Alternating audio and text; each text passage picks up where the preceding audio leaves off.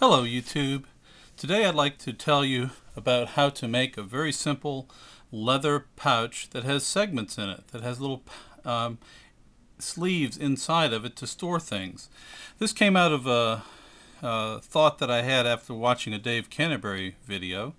This is a pouch I made, and on the inside it's got some bank line, it's got some little Altoids kits in it. But it also has segmented areas in the front for a fire steel or for a flint and steel kit or something else. And what I'd like to do today is to show you how to make one of these very simply. At a local hardware store, I found these. These are welding gloves that are very inexpensive. I happened to buy these at a store, and 3 pair ended up to be $9.99, so that's about $1.75 a piece. And if we open these up and take one out, you can see that these are leather. They have a fiber, some type of fiber lining on it. The cuff has a panel over the wrist here on the front side of the wrist, but on the back wrist this is all one piece. And so what I thought would be interesting would be to take this and make a glove, take the glove and make a container out of it, a pouch out of it, by just making a cut right across the palm, unzipping the side seams, and then rolling this up and sewing the sides. And that's what I'm going to show you how to do today. So the first thing you have to do is mark it. So we take a marker, we take, say, straight edge, and what we want to do is we want to mark right at the base of the fingers over here at the edges. So here's a little dot there, one over here, and then we want to take and mark across the palm right where this seam is. So we're going to cut right across the palm, right through here, and so we would need to mark that. So we put the straight edge on here, and we're going to mark the side and just put some little dots that we're going to hit as we cut this.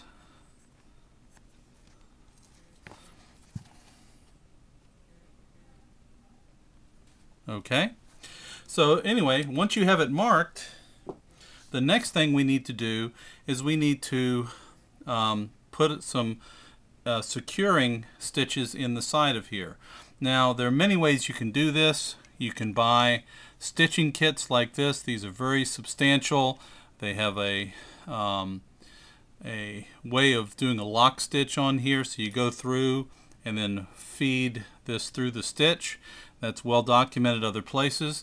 What I like to do is just take a sail needle, and I have here some Fireline. This is the very strong fishing line that you can get at most stores, and what we're going to do is we're going to sew this through. Now you could do this with a sailor's palm, or you could do it with a thimble. I prefer to do it this way. You take a pair of needle nose pliers that has a cavity here for the wire cutting. You put a rubber band around it to keep it steady.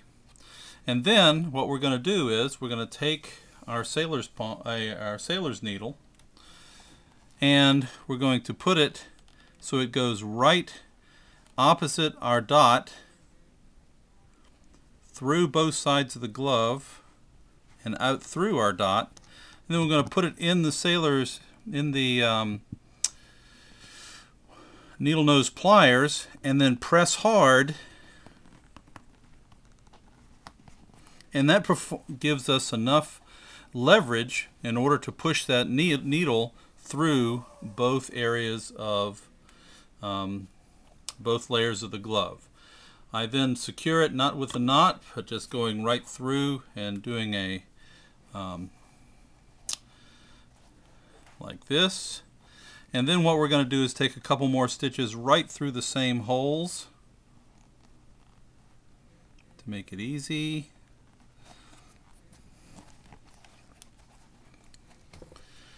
Like this.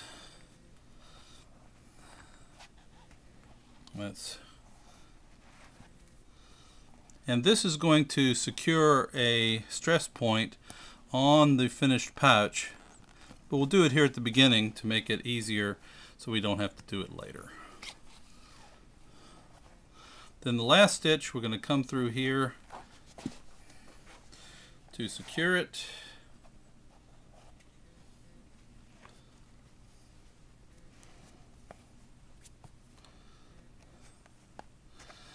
Like that. And we should be in good shape.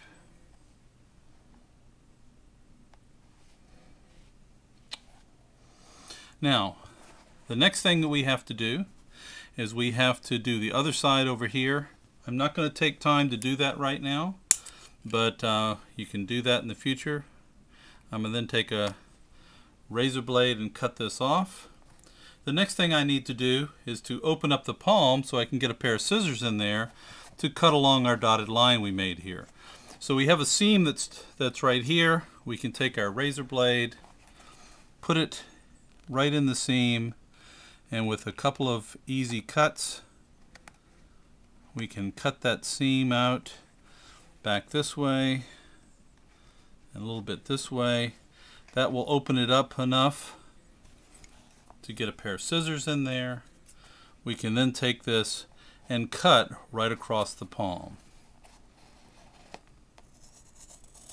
right through our dotted line, all the way across. And you'll see why I have this little flap of leather here as we move this along. Now initially you don't have to cut this all the way apart, but if you look on the inside of here, we now have this fiber insulating material on the inside. Now I've already done this with another glove, so let me go to another glove just to show you what it's going to look like. It looks like this, where we have the edges sealed, and on the inside we actually have this fiber. This is another glove, it's different color, and these fibers are sewed into the fingers, but you can pull these out with some effort. And so you want to pull those out of all the fingers like this. And you also want to take your razor blade or your knife and take the seam out of the end of the glove, and when you take that seam out, it will release this fiber material on the inside. And this is what it looks like. So when you then split the seam all the way down, we can fold this open. All the fiber material comes out with this piece of leather glove, the thumb, the palm, and the part of the gauntlet that's on the inner wrist. And that comes away. That leaves you with the fingers, and this is the piece that wraps around to form the pouch itself. If we then take this and wrap it around the fingers like this, you can now see that we have formed our pouch, and by sewing up the sides we have now a 4-finger pouch that will also have an open pouch on the back side of it. So we can now take our needle and thread and whip stitch this together. Now the way I do this is I take the top edge of my seam here and put it against the side edge of the glove, and then I sew that up on one side. I can then repeat that on the other side, exactly the same, and the piece that's left over here, I can take that and sew that to the edge right here, which forms the top flap that fits over the top. When you put all of that together, you end up with a pouch like this that is sewed on the sides. This is the part that was sewed on the top. It has four fingers of individual pockets on the inside, plus a large pocket on the back. So we have all of those pieces that makes a nice little pouch, and you can put many different things in there, including, as I showed you before, survival kits, fire steels, char cloth. I have a little flint and steel here I've made out of an old fire, a file for fire making materials. It's a very nice little kit, keeps it in one location. Haven't figured out how to secure this and attach this, whether a button or some ties to go around it, but I'm leaving that up to suggestions from you. These gloves also come in other colors. This is a brown one that I made, and on the inside here I have, again, this is a knife that has different blades in it, and I didn't want these clinking around in the bush, and but you can install any of these in here to have a nice little knife with a saw or the other tools that are on here, and they fit in their individual little pockets.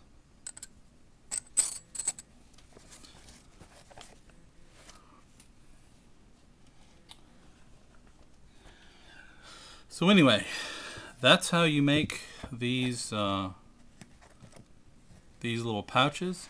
They're very useful, very easy to make. It would be a great project for young people that want to have personal materials that they want to keep organized in the bush, first aid kits, anything like that. I hope you've enjoyed it. Let me know your thoughts. I'm open to suggestions. Thank you much.